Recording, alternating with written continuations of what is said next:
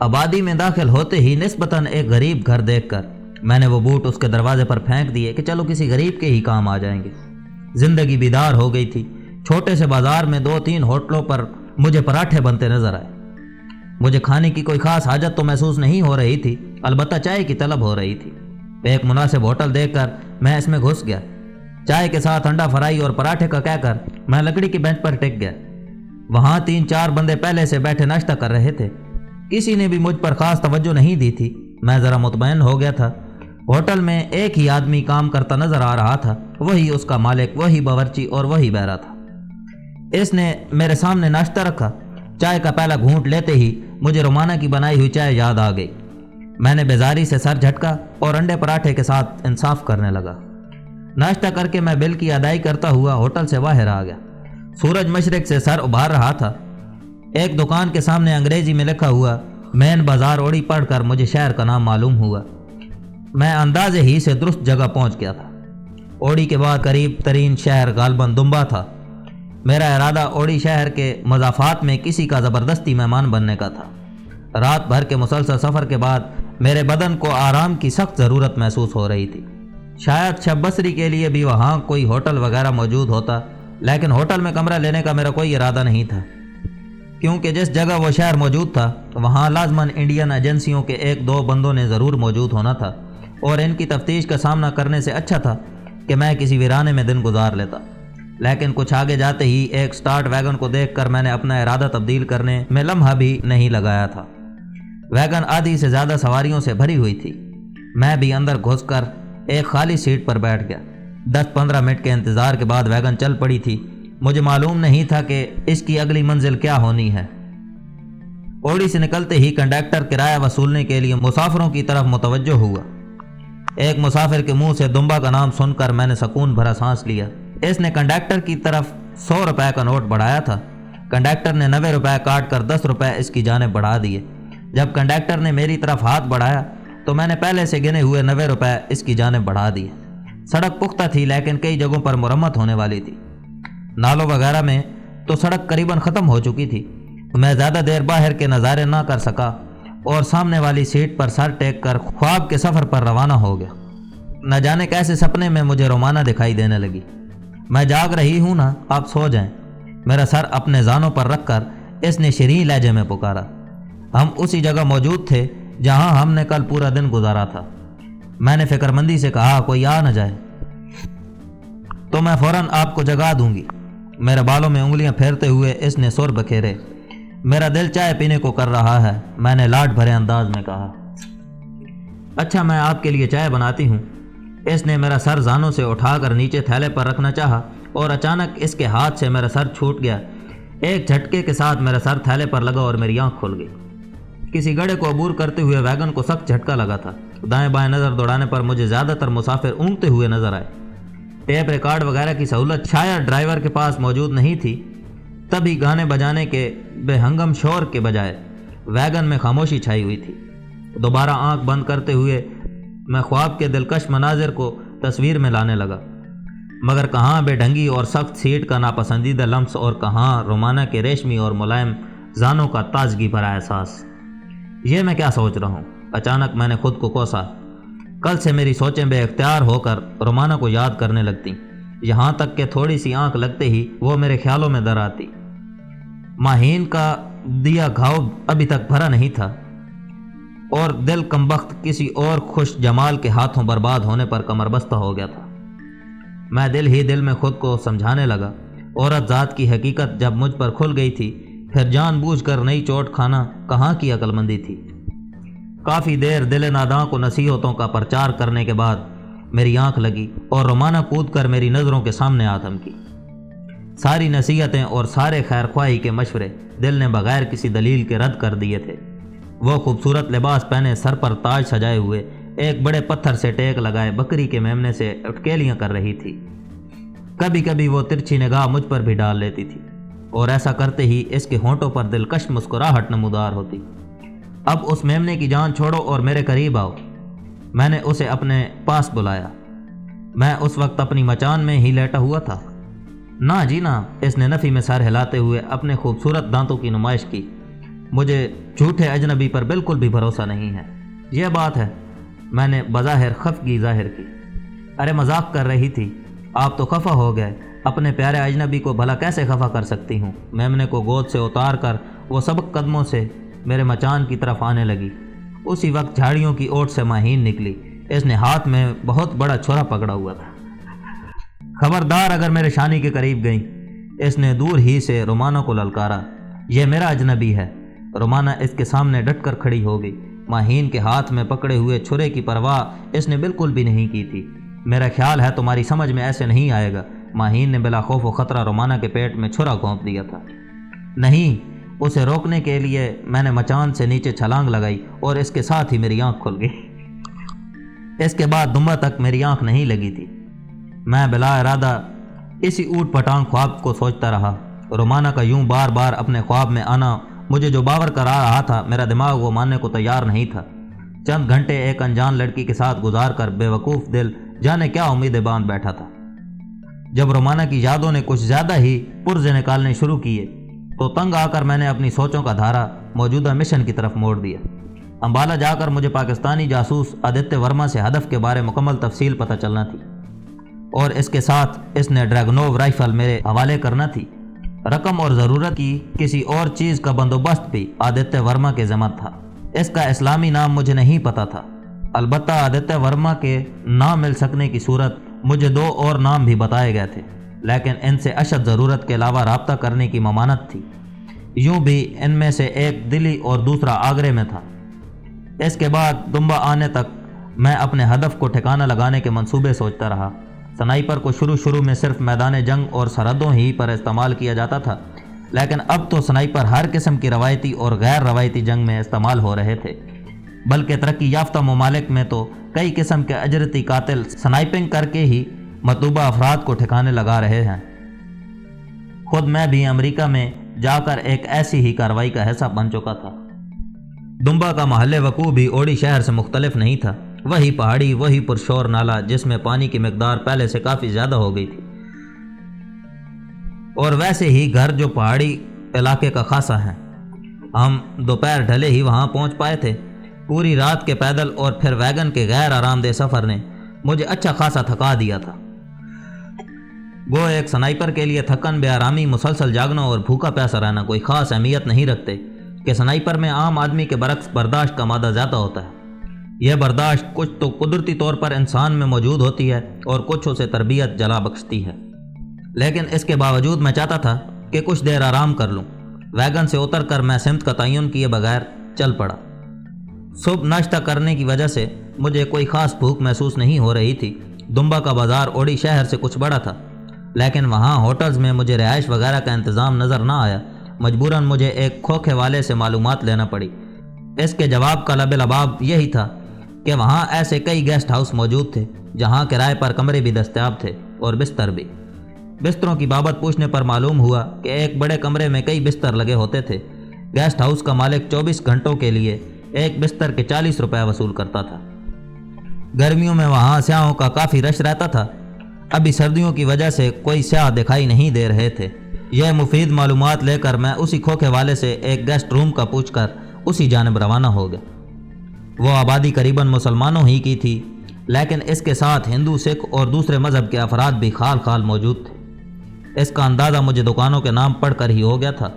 نہ چاہتے ہوئے بھی میں نے ایک ہندو کے مسافر خانے میں کمرہ لیا، کیونکہ ایجنسیوں کے بندوں کی نظریں زیادہ تر مسلمانوں کے ہوٹلز اور مسافر خانوں پر گڑی رہتی ہیں، اور پھر ایک ہندو کی شناخت ہی سے سفر کر رہا تھا۔ البتہ کمرہ لینے سے پہلے میں نے ایک چھوٹے سے ہوٹل میں کھانا کھا لیا تھا جو کہ کسی مسلمان کی مالکیت تھا، کیونکہ ہندو کے ہاتھ کے پکے ہوئے پر مجھے کوئی یقین نہیں تھا۔ جس مذہب میں گائے کا پیشاب پینا عبادت سمجھی جائے، جو اپنے تئیں ہر پلید چیز کو گاؤ ماتا کے پیشاب کے چھینٹوں سے پوتر کر دیں، ایسے لوگوں کا پکا ہوا کھانا نری بے وقوفی ہی تو تھی۔ چھوٹے سے کمرے میں ایک چارپائی پڑی تھی، اس پر بچھا ہوا بستر بھی اس قابل ضرور تھا کہ اس میں گھس کر چند گھنٹے آرام کر لیا جائے۔ کمرے سے مول ایک چھوٹے سے غسل خانے اور بیت الخلاء کی سہولت بھی موجود تھی۔ دروازہ اندر سے کنڈی کر کے میں لمبی تان کر سو گیا۔ میری آنکھ شام کو کھلی تھی۔ غسل کی حاجت محسوس ہو رہی تھی اور گرم پانی بھی وہاں موجود تھا۔ غسل کر کے میں نے باہر جا کر پیٹ پوجا کی اور واپس آ کر پھر سو گیا۔ اگلی صبح میں بس میں بیٹھ کر جلندھر کی طرف رواں دواں تھا۔ جلندھر میں نے بس اڈے ہی پر کھانا کھایا اور تھوڑی دیر وہیں بس اڈے پر گھومتا رہا۔ ضرورت کی ایک دو چھوٹی موٹی چیزیں بھی میں نے خرید لی تھیں۔ اس کے بعد میں امبالہ جانے والی بس میں بیٹھ گیا۔ امبالہ جاتے ہوئے رستے میں کوئی خاص واقعہ پیش نہیں آیا تھا۔ میں اپنی سیٹ پر بیٹھا اونگتا رہا یا آگے والی سیٹ پر سر ٹیک کر سو گیا۔ اس سونے جاگنے کی کیفیت میں میری سوچوں کا مرکز نہ چاہتے ہوئے بھی رومانہ بنی رہی۔ البتہ جاگتے ہوئے میں اس کی سوچوں کو دماغ سے جھٹک کر مشن کے متعلق سوچنے لگتا۔ امبالہ پہنچ کر میں ایک درمیانے درجے کے ہوٹل میں کمرہ لے کر سو گیا۔ دوپہر 1 بجے کے قریب اٹھ کر میں تازہ دم ہو کر کمرے سے نکل آیا۔ اپنا پستول میں نے وہیں کمرے میں ہی چھپا دیا تھا۔ شہر میں پستول اپنے ساتھ لیے پھرنا مناسب نہیں تھا۔ آدتیہ ورما کا پتہ میری یادداشت میں محفوظ تھا۔ وہ کپڑے کے کاروبار سے منسلک تھا۔ مین بازار میں اس کی کپڑے کی بہت بڑی دکان تھی، جہاں صبح 8 بجے سے لے کر شام کی اذان تک وہ بیٹھا رہتا۔ اس دکان کے حکم میں اس نے کپڑے کے بڑے بڑے گودام بھی بنائے ہوئے تھے۔ امبالہ، جلندھر اور ان شہروں کے مضافاتی قصبوں دیہاتوں زیادہ تر کپڑے کے تاجر اسی سے کپڑا خریدتے تھے۔ اس کی دکان ڈھونڈتے ہوئے مجھے ذرا بھی مشکل پیش نہیں آئی تھی۔ دکان پر کافی رش تھا۔ 3-4 لڑکے مسلسل گاہکوں کو نپٹا رہے تھے۔ میں نے آدتیہ ورما کی تلاش میں نظریں دوڑائیں۔ اس کا حلیہ مجھے بڑی تفصیل سے بتا دیا گیا تھا، لیکن وہاں مجھے اپنے مطلوبہ حلیے کا کوئی آدمی نظر نہیں آیا۔ اس وسیع دکان کے ایک کونے میں شیشے کا ایک چھوٹا سا کیبن بنا ہوا تھا، جس کے شیشوں سے باہر سے اندر کا منظر نہیں دیکھا جا سکتا تھا۔ مجھے امید تھی کہ اس کے اندر بیٹھنے والی شخصیت آدتیہ ورما ہی کی تھی، اور پھر دکان کے ایک ملازم سے اس بات کی تصدیق کرتے ہی میں شیشے کے اس کیبن کی طرف بڑھ گیا۔ شیشے کے اس چھوٹے سے کیبن میں وہ ایک خوبصورت سی میز کے عقب میں گھومنے والی آرام دہ کرسی پر بیٹھا ہوا تھا۔ اس کی عمر مجھے 50 سال کے قریب بتائی گئی تھی، لیکن دیکھنے میں وہ 40 سال سے زیادہ کا نہیں لگ رہا تھا۔ وہ کلین شیو تھا۔ اس کے سامنے دھری میز پر مختلف فائلوں کے ساتھ لیپ ٹاپ بھی نظر آ رہا تھا۔ میز کے سامنے 3 سیٹر صوفہ رکھا ہوا تھا، جس پر اس وقت 2 اچھے تن و توش کے حضرات براجمان تھے۔ ان کی موجودگی میں تیسرے آدمی کے بیٹھنے کی گنجائش نہیں نکل سکتی تھی۔ دائیں طرف 2 فوم کی کرسیاں بھی رکھی ہوئی نظر آ رہی تھیں۔ میرے اندر داخل ہوتے ہی آدتیہ ورما نے فوم کی کرسیوں کی طرف اشارہ کر کے مجھے بیٹھنے کا اشارہ کیا۔ یقیناً اجنبی افراد کی آمد اس کے لیے کوئی نئی بات نہیں تھی۔ روزانہ کپڑے کے درجنوں بیوپاریوں کی آمد و رفت وہاں ہوتی ہوگی۔ لالا جی، 2 مہینے تو آپ کو بڑھانا ہوں گے۔ میرے نشست سنبھالتے ہی صوفے میں دھسے ہوئے ایک افراد نے سلسلہ کلام جوڑا۔ مکرم بھائی 6 ماہ کم تو نہیں ہوتے۔ مکرم بھائی 6 ماہ کم تو نہیں ہوتے۔ آدتیہ ورما نے کاروباری مسکراہٹ چہرے پر سجا لی تھی۔ اس کے لہجے سے ہویدہ متانت اس کے اچھے کاروباری ہونے کی دلیل تھی۔ اچھا، نہ آپ کا نہ ہمارا، 7 ماہ کے اندر ہم مکمل ادائی کے ذمہ دار ہوں گے۔ اس مرتبہ مکرم کے ساتھ بیٹھے ہوئے دوسرے آدمی نے زبان کھولی۔ گہرا سانس لیتے ہوئے آدتیہ ورما نے کہا، چلو جیسے آپ کی اچھا۔ اور ان دونوں کے چہرے پر مسکراہٹ دوڑ گئی تھی۔ مکرم نے کہا، تو پھر لڑکوں کو لوڈنگ کا بتا دیں۔ آدتیہ ورما نے اس بات میں سر ہلاتے ہوئے اپنے سامنے پڑی گھنٹی کا بٹن دبایا۔ چند سیکنڈ کے اندر ایک نوجوان اندر داخل ہوئے۔ محیط، مکرم صاحب کا یہ کپڑا لوڈ کرا دو۔ آدتیہ ورما نے میز پر پڑی ایک فہرست اٹھا کر محیط نامی نوجوان کی طرف بڑھا دی۔ محیط نے جی لالا جی کہہ کر اس کے ہاتھ سے کاغذ لیا اور دفتر سے باہر نکل گیا۔ جی بھائی۔ محیط کے باہر نکلتے ہی آدتیہ ورما میری جانب متوجہ ہوا۔ لالا جی، سنا ہے لٹھے کا بھاؤ کافی نیچے آ گیا ہے، کیا یہ سچ ہے؟ میں نے براہ راست اس کی آنکھوں میں دیکھتے ہوئے مخصوص کوڈ دہرایا۔ یہ الفاظ سنتے ہی مجھے اس کی آنکھوں میں بے چینی کی لہر اٹھتی نظر آئی، لیکن اس نے اپنے چہرے پر کوئی ایسا اثر ظاہر نہیں ہونے دیا تھا۔ میں دل ہی دل میں اس کے مضبوط اعصاب کا قائل ہو گیا تھا۔ ایسی افواہیں عموماً سننے میں آتی رہتی ہیں۔ اس نے متبسم ہو کر نرم لہجے میں جوابی کوڈ دہرایا۔ مکرم اور اس کا ساتھی بھی آدتیہ ورما کی بات پر مسکرا پڑے تھے۔ میں بس تصدیق کرنے ہی آیا تھا۔ میں نے نادم انداز میں اگلا کوڈ بھی دہرا دیا تھا تاکہ شک کی گنجائش بھی ختم ہو جائے۔ ہاں، ہم بھی لوگوں کی غلط فہمیاں دور کرنے کو تو ہی بیٹھے ہیں۔ آدتیہ ورما نے کہہ کر لگا کر کوڈ کا آخری حصہ دہرایا۔ شکریہ لالا جی، میں نے انکسارانہ لہجے میں جواب دیا۔ میں نے اپنی پہچان کرا دی تھی۔ اس کے بعد میں آدتیہ ورما کی ثوابدید پر تھا۔ کہ کس طرح وہ مجھے ہدف سے متعلق معلومات پہنچاتا ہے اور کس طرح مجھے مطلوب سامان میرے حوالے کرتا ہے۔ ویسے آپ کو کتنا لٹھا چاہیے تھا؟ آدتیہ ورما نے مکرم وغیرہ کی وجہ سے سلسلہ کلام جاری رکھا، کیونکہ اس کے علاوہ تو میرے وہاں بیٹھنے کی کوئی ضرورت باقی نہیں رہتی تھی۔ چھوٹا سا دکاندار ہوں لالا جی، اب کیا کہوں۔ اچھا، اس بارے بات کر لیتے ہیں، پہلے میرا خیال ہے چائے پی لیں۔ اس نے ایک مرتبہ پھر سامنے پڑی گھنٹی بجائی۔ آپ لوگ یقیناً چائے لینا پسند کریں گے، آدتیہ ورما نے ان دونوں سے دریافت کیا۔ شکریہ لالا جی، مکرم نے بمشکل صوفے سے اٹھتے ہوئے انکار میں سر ہلایا۔ اس کا ساتھی بھی اس کے ساتھ کھڑا ہو گیا تھا۔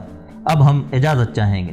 آدتیہ نے بھی کھڑے ہو کر ان سے الوداعی مصافحہ کیا اور گھنٹی کی آواز پر اندر آنے والے لڑکے کو 2 چائے کا بتا کر وہ دوبارہ میری جانب متوجہ ہو گیا۔ آپ کا نام نہیں پوچھ سکا ہوں؟ کرن مہتا۔ کہاں ٹھہرے ہو؟ اس نے میرا اصل نام جاننے کی خواہش نہیں کی تھی۔ ہنومان جی ہوٹل، کمرہ نمبر 27۔ اس نے کاغذ پر ایک پتہ لکھ کر میری طرف بڑھا دیا۔ فی الحال یہاں پہنچو، یہ ایک چھوٹا سا کوارٹر ہے۔ یہ کہتے ہوئے اس نے در سے ایک چابی بھی نکال کر مجھے دے دی۔ جب تک مزید معلومات نہیں ملتی آپ نے کہیں بھی نہیں جانا۔ کھانا آپ قریبی ہوٹل سے کھا لیا کرنا۔ ٹھیک ہے سر، میں نے اس کی عمر اور انڈیا میں گزارے ہوئے عرصے کو دیکھتے ہوئے مؤدبانہ لہجے میں کہا۔ اس نے دائیں ہاتھ کی شہادت کی انگلی تنبیہ کے انداز میں اٹھا کر نفی میں سر ہلایا۔ فقط لالا جی۔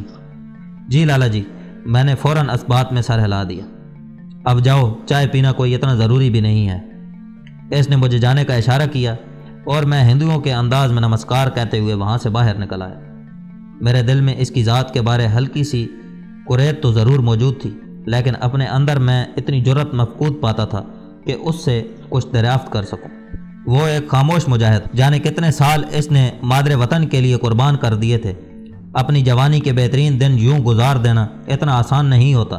اپنے علاقے، گھر، والدین، بہن بھائیوں اور بیوی وغیرہ کے لیے اس کی حیثیت ایک مردے سے بڑھ کر نہیں تھی۔ سب سے بڑھ کر وہ اطمینان اور سکون سے اپنے رب کے سامنے سر نہیں جھکا سکتا تھا، اور گھر میں ایک ہندو بیوی کے ہوتے ہوئے شاید اسے چھپ کر بھی نماز پڑھنے کا وقت نہ ملتا۔ اس جیسے کئی اور خاموش مجاہد بھی انڈیا میں موجود ہیں، جن کا مقصد زندگی ہی پاک وطن کے خلاف سازشوں کو بے نقاب کرنا اور اپنے ازلی دشمن کے خلاف ایسی کارروائیاں جاری رکھنا ہوتا ہے جس سے دشمن کو سر اٹھانے کا موقع نہ مل سکے۔ عوام کو شاید پتہ نہ ہو کہ ایسے خاموش مجاہدوں کی وجہ سے جانے کتنی بار پاکستان جنگ کا ایندھن بننے سے بچا ہے، اور کتنی بار ایسی سازشیں تکمیل سے پہلے ہی تش از بام ہو گئیں کہ جن پر عمل درآمد کی صورت میں پاکستان مزید کئی ٹکڑوں میں بٹ سکتا تھا۔ بنگلہ دیش کے بارے بھی ان مجاہدوں نے بہت پہلے ہی ساری سازش کا پتہ چلا لیا تھا، لیکن ہماری عیاش اور خود غرض کی عادت نے اس بارے غور و خوض کرنے کی ضرورت ہی محسوس نہیں کی تھی، بلکہ ہمارے کچھ سیاستدان تو خود ایسا ہونا دینا چاہتے تھے۔ ان کے نزدیک بنگلہ دیش کا علیحدہ ہو جانا ہی مفید تھا۔ بہرحال یہ ایک لمبی بحث ہے اور اس کا میری کہانی سے کوئی تعلق بھی نہیں ہے۔ یوں بھی پاک آرمی کی اعلیٰ قیادت کو سیاست میں حصہ لینے کی اجازت نہیں، تو میرے جیسے عام سپاہی کی تو حیثیت ہی کیا ہے۔ ہوٹل سے اپنا سامان سمیٹ کر میں حساب کتاب چکتا کر کے باہر نکل آیا۔ مجھے انتظار نہیں کرنا پڑا اور ہوٹل سے باہر نکلتے ہی مجھے ایک خالی رکشہ مل گیا تھا۔ مطلوبہ پتہ چونکہ آدتیہ ورما نے انگلش میں لکھا تھا، اس لیے میں نے خود پڑھ کر رکشہ ڈرائیور کو بتا دیا۔ آدھے گھنٹے بعد میں مطلوبہ کوارٹر کے سامنے تھا۔ رکشے والے کو فارغ کر کے میں تالا کھول کر اندر داخل ہوا۔ 2 کمرے، ان کے سامنے چھوٹا سا برآمدہ، باورچی خانہ، بیت الخلاء اور غسل خانے پر مشتمل وہ ایک صاف ستھرا کوارٹر تھا۔ چھوٹا سا صحن جس میں بس 2-4 چارپائیاں پہلو بپہلو آ سکتی تھیں۔ برآمدے میں کھڑی انڈین ساخت کی نئی بائک دیکھ کر مجھے خوشی ہوئی تھی۔ بیرونی دروازہ کنڈی کر کے میں اندر گھس گیا۔ بائک کا ہیلمٹ اور چابی مجھے کمرے کے اندر میز پر پڑا نظر آ گیا تھا۔ دونوں کمروں پر سرسری نظر ڈال کر میں نے ایک چارپائی کو اپنے سونے کے لیے پسند کیا اور بستر جھاڑ کر لیٹ گیا۔ نہ معلوم کس وقت آدتیہ ورما مجھے اگلی پلاننگ سے آگاہ کرتا، اس وقت تک راوی چین ہی لکھتا نظر آتا تھا۔ مجھے ہفتہ یوں ہی بیکار رہنا پڑا۔ اس دوران میں ایک قریبی ہوٹل پر جا کر 2 وقت کا کھانا کھاتا اور بس اس کے بعد اسی کوارٹر میں رہتا، کیونکہ آدتیہ ورما نے مجھے فضول گھومنے سے منع کیا ہوا تھا۔ یوں بھی دشمن ملک رہنے والے کو ہر وقت پکڑے جانے کا ہی دھڑکا لگا رہتا ہے۔ پسٹل نیفے میں اڑس کر میں نے دروازے کے قریب جا کر پوچھا، کون؟ میں ڈاکیہ ہوں جی۔ ڈاکیا، میرے دماغ میں خطرے کی گھنٹی بجی۔ میرے دروازے پر ڈاکیا کا کیا کام؟ حیرانی بھرے لہجے میں پوچھا گیا۔ یہ کرن مہتا صاحب کا گھر نہیں ہے؟ میں ہی کرن مہتا ہوں۔ میں نے بادل نخواستہ دروازہ کھولتے ہوئے باہر جھانکا اور باہر کھڑے اکیلے آدمی کو دیکھ کر مجھے کچھ اطمینان محسوس ہوا تھا۔ آپ کے نام رجسٹری آئی ہے مہاراج، اس نے ایک خاکی لفافہ میری جانب بڑھاتے ہوئے مؤدبانہ لہجے میں کہا۔ لفافے کی طرف ہاتھ بڑھاتے ہوئے میں نے اس کی آنکھوں میں دیکھا اور اس نے خفیف انداز میں مسکراتے ہوئے دائیں آنکھ میچ لی، گویا وہ اپنا ہی آدمی تھا۔ دھنیہ واد کہہ کر میں نے اس کے ہاتھ سے لفافہ لے لیا۔ وہ اس بات میں سر ہلاتا ہوا مزید کوئی بات کیے بغیر رخصت ہو گیا۔ دروازہ کنڈی کر کے میں اپنے کمرے میں پہنچا اور لفافہ چاک کر کے اندر سے لکھا ہوا کاغذ برآمد کر لیا۔ خط ہفتہ وار شائع ہونے والے کسی اردو رسالے کے مدیر کی جانب سے لکھا گیا تھا۔ مضمون کچھ اس طرح تھا: آپ کا بھیجا گیا افسانہ قابل اشاعت تو ہے، لیکن اس رسالے کے مزاج کو مد نظر رکھتے ہوئے کچھ کانٹ چھانٹ کی گئی ہے۔ خاص کر وہ سین تو بالکل ختم کرنا پڑا جس میں مرکزی کردار کو اپنے بیڈ کے نیچے کھدائی کرنے پر خزانہ ہاتھ لگتا ہے۔ محترم، اب خزانوں کا دور نہیں ہے۔ امید ہے آپ کو برا نہیں لگا ہوگا۔ بہرحال آپ کوشش جاری رکھیں، امید ہے جلد ہی کچھ بہتر کر پائیں گے۔ باقی جس ہفتے آپ کا افسانہ شائع ہوگا آپ کو بذریعہ چھٹی اطلاع کر دی جائے گی، اور یاد رکھنا لکھائی کی مشق کے لیے کھلی فضا خاص کر پہاڑی علاقہ بہتر رہے گا۔ آخر میں انگریزی محاورہ درج تھا: practice makes a man perfect.